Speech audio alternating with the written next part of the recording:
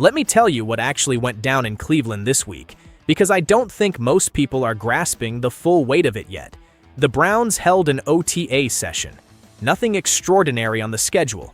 A late spring practice, the kind of low-stakes environment where teams run their quarterbacks through reps and publicly insist that everything is completely open, completely fair, completely undecided. That's the standard off-season theater. Every franchise does it. Every coaching staff reads from the same script. We're evaluating everyone equally. It's too early to say anything definitive. You've heard it 1,000 times. And then Shedeur stepped onto that field and threw the football in a way that made that entire carefully managed narrative start to crack under its own weight. 3 touchdowns, 0 interceptions, 7 completions on 15 attempts. And I know. When you hear 7 for 15, your instinct is to shrug and move on. But you need to understand what those 15 throws actually were. These aren't soft checkdowns designed to inflate a completion percentage. OTA sessions in late May are built around vertical concepts, contested windows, throws that force a quarterback to process the field fast and release before defenders have fully committed. The entire point is exposure, finding the cracks in a passer's decision-making under accelerated conditions. 3 touchdowns and 0 turnovers against that kind of session isn't a fluke. It's a statement. But here's the detail that stopped me cold. The one I keep coming back to when I think about how significant this moment actually is. After practice, the front office pulled the tape and watched it again. Not because something went wrong. Not because they needed to evaluate a penalty or untangle a coverage confusion. They watched it again because what they saw on the field didn't match the expectations they walked in with that morning, and they felt compelled to confirm it with their own eyes a second time. Front office executives, people who have logged tens of thousands of hours watching quarterbacks throw footballs at every level of the game, felt the need to go back and double-check what they had just witnessed live. That's not routine. That's not something you do after watching an ordinary rookie practice session. You rewatch tape when something genuinely surprises you. When the image in your head and the image on the screen are pulling in completely different directions. That detail tells me more about where this competition actually stands than any depth chart update ever could. Now let me walk you through what he actually did on that field, because the raw numbers only scratch the surface of this story. The throw that everyone keeps replaying, the one that keeps circulating in every conversation I've had since that practice, was the touchdown to Isaiah Bond. And when you actually slow down and watch the mechanics on that play, you understand immediately why people who do this for a living are reacting the way they are. Bond is still in the middle of his route. He hasn't finished his break yet, and the ball is already gone. It's already in the air, on a flat trajectory, heading to a specific spot on the field that Bond is still in the process of arriving at. No hesitation, no second look, no waiting to see whether the window would open before committing to the throw. Shedeur processed it, identified the moment, and pulled the trigger before the defense had any chance to adjust. That is anticipation in its purest form. And I want to be very clear about why that matters so much, because I think people get distracted by the wrong metrics when they talk about evaluating quarterbacks. Everyone defaults to velocity discussions. How hard can he spin it? How far can he drive it downfield? How much zip does his fastball have? That's the easy stuff. That's measurable and visual, and it makes for clean highlight clips. But it's not actually the hardest part of playing the position at a high level. The hardest part is the internal clock, the processing speed, the ability to throw a football toward a piece of empty grass and trust, genuinely trust, that your receiver is going to arrive at exactly the same moment the ball does, based entirely on your own read of the route and your own understanding of the leverage the defender is playing. You cannot coach that into someone. You cannot install it in a film room or build it through drill work. A quarterback either processes at that level or he doesn't. And what we watched on that Bond touchdown told you something about which category Shedeur falls into. Then there was the touchdown to Jerry Jeudy, and this one impresses me for a completely different set of reasons. Judy's entire game is built on surgical precision in his route running. Sharp cuts, sudden changes of direction, Very brief separation windows that slam shut the instant a quarterback is even slightly off schedule. You can't just aim for Jeudy and hope the ball gets there. You have to read the defender's hip angle, understand exactly where his coverage leverage is sitting, and deliver the ball into a very specific pocket of space that accounts for Jeudy's body position, the defender's closing speed, and whatever real estate is still available before Jeudy runs out of room to operate. That's an advanced read. That's not a throw you make by instinct alone. Shedeur put that ball exactly where it needed to be, into a spot where Jeudy could absorb contact, secure the catch, and still get both feet down in bounds. I watched the sideline reaction after that play, and it wasn't the polite, obligatory clapping you see on most practice reps. People were genuinely ignited. Professional coaches who have run that same drill hundreds of times don't react that way to something average. They react when something exceeds what they were prepared to see. The third touchdown, the connection with Cedric Tillman, was highlighted for a completely different technical reason. Multiple people physically present that day specifically called out the footwork on Shedeur's drop before the throw, the cleanliness of his base. And I want you to understand why a veteran evaluator zeroes in on footwork in the middle of a practice, because casual fans tend to dismiss that detail as minor. It is not minor. Footwork is the invisible foundation of everything at the quarterback position. You can be blessed with a cannon arm, you can have perfect vision, you can have elite pocket awareness. And every single one of those advantages gets undermined if your base is sloppy, if your feet drift under pressure, if you're not resetting cleanly between reads. Inconsistent footwork is how quarterbacks with elite raw talent still spray throws wide on velocity-driven attempts. The fact that Shedeur's mechanics held up under live reps with real eyes watching, with competitive pressure building, tells you something critical about the durability of his fundamentals when conditions get uncomfortable. Now, I need to get into the part of this story that nobody in the Cleveland organization is ready to say out loud yet: the direct comparison with Deshaun Watson. In that same practice session, Watson went 9 for 17 with 2 touchdowns and an interception. And before you try to close the gap and argue the numbers are close enough to be a wash, I need you to think about what football actually comes down to when you strip every layer away. Touchdowns and turnovers. That's the whole game. Everything else, completion percentage, air yards, pressure rate, it's all supporting context around those 2 numbers. Shedeur produced 3 scores and protected the ball with 0 mistakes. Watson produced 2 scores and surrendered possession once. That gap isn't a footnote. That gap is the entire conversation. And the surrounding context makes it hit even harder. Watson's contract is one of the most staggering commitments in NFL history. Fully guaranteed money at a level that reshaped how the entire league thought about quarterback contracts. The Browns didn't just pay Watson, they built an entire infrastructure around him. They shaped the roster to fit his strengths. They gave him years of runway to make good on that investment. And now, on a Tuesday in May, with no playoff stakes attached, no media pressure, no big game moment to explain away a rough showing, a rookie is outproducing him on the same field in a head-to-head evaluation. That's not an anomaly, that's a pattern. And this week it became impossible to avoid looking at it directly. But the single detail that tells you the most about where this competition genuinely stands right now isn't even the stat line. It's the reps. Shedeur ran with the first team that day. Think carefully about what that actually means.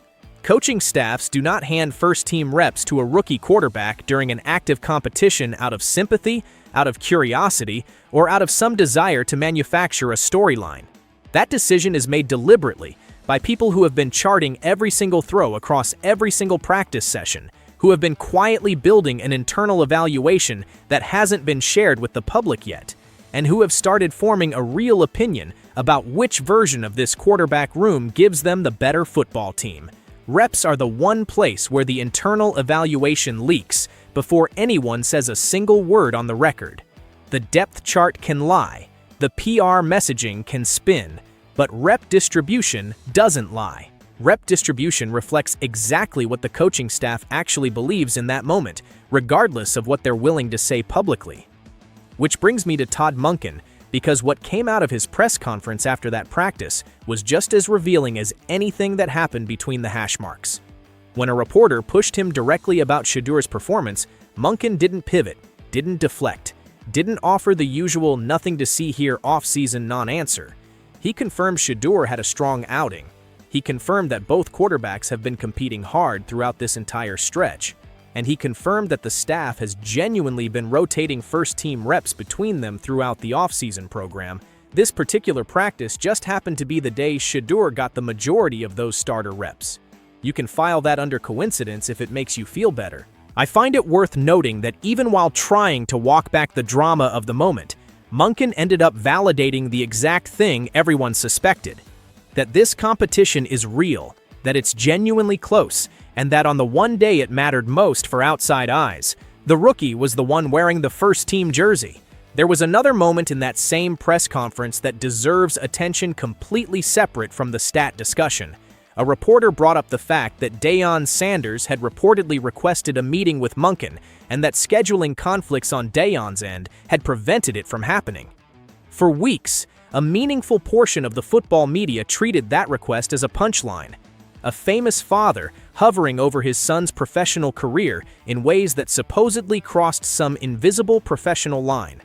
Munkin dismantled that framing entirely. He said he respects Coach Sanders deeply across every dimension, as a player, as a coach, and as a father. He specifically said that Deion clearly did something right in how he raised Shedeur, because all Shedeur has done since arriving in that building is work.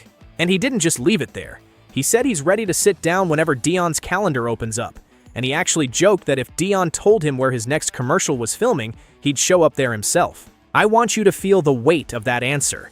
Because Munkin wasn't reading off a diplomatic script designed to diffuse a PR situation. He separated his respect for Deion across 3 specific, distinct categories and volunteered it without being pushed. That's not how you talk about someone who irritates you. That's not how you talk about someone you're managing at arm's length. That's how you talk about someone whose track record you genuinely hold in high regard. And when he tied that respect directly back to Shedeur's work ethic inside the Cleveland facility, specifically noting that Shedeur was already in the building putting in work before most people had even shown up for the formal off-season program, and that Munkin had personally taken notice, that wasn't filler language. That was a coach describing someone he's already started to trust. And then there was a small, almost buried detail inside that same answer, the kind of thing that gets skimmed over in a recap, but actually tells you more about a person's character than any measurable. Munkin mentioned, almost as an aside, that early in the process, Shedeur had given him a gift, a horse head of all things, as a way of building a relationship with the man who would be calling his offense. It's an odd, genuinely funny detail. But I keep thinking about what that detail reveals beneath the surface. Shedeur Sanders walked into an NFL building where his name carries enormous weight, where his father's fame precedes every conversation, where some portion of that building expected him to carry himself like someone who believes the world already owes him something. And instead of leaning on that reputation or waiting for respect to arrive on its own, he actively tried to build a human connection with his offensive coordinator before any of the football even began. That's not how entitled prospects operate.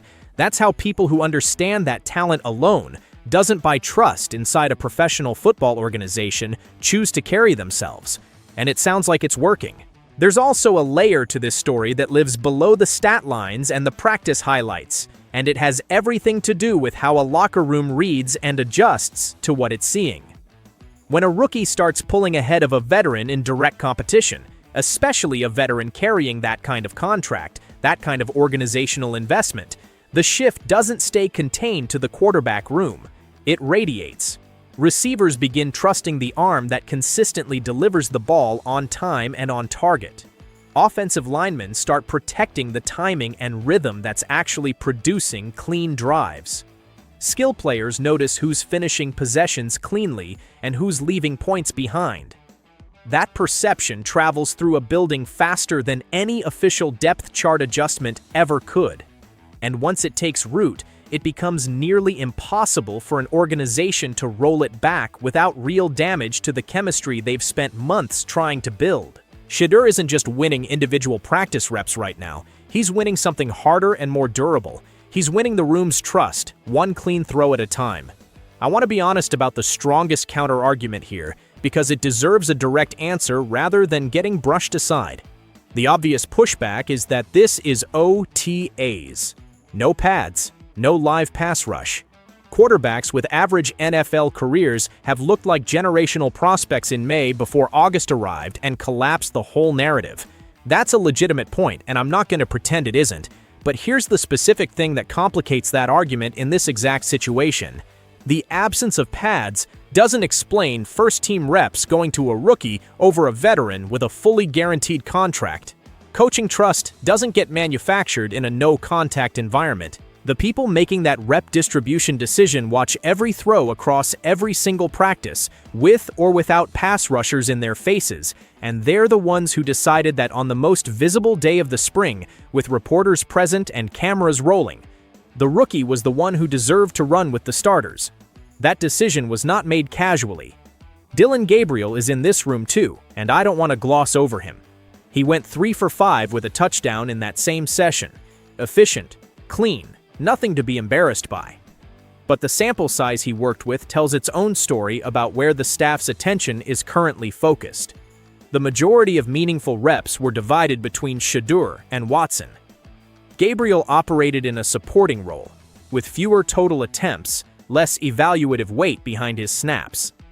That's not a reflection of anything he did wrong.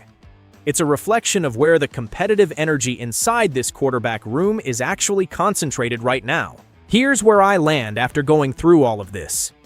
A month ago, the conversation around Shedeur Sanders in Cleveland was centered on whether he could even crack the depth chart as a rookie, whether the Browns would have any incentive to move on from the enormous financial commitment they'd already made, whether this was just a feel-good draft story with no real competitive teeth.